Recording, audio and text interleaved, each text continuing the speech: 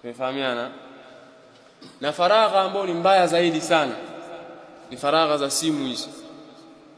Faragha za simu, faragha za headphone hizi, faragha si za bluetooth. Faragha hizi zina janga kubwa mno. Nikaa pale, mtu mekaa hapa, mtu anakula ngoma, hamna anayemsikia, ni yeye na nani? Yeye na headphone zake. Mtu mekaa hapa, kumbe yupo kwenye simu pale, yuko anapekua habari za udaku, habari za unini, anaperuzi tu.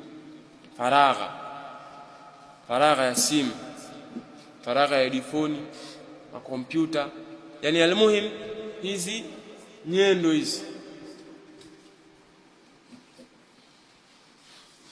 hii mambo ya teknolojia hizi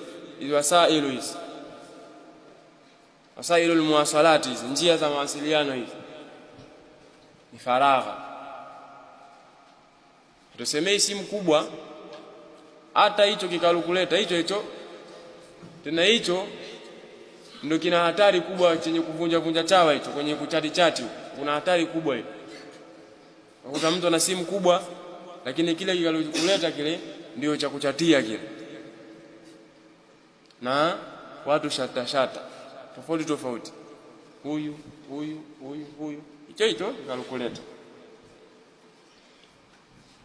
Kwa tahadhari, faragha ya simu, faragha ya redio na bluetooth na mfano wake. Hili ni jambo ambalo linakula thawabu za mtu mno. Allahu musta'an.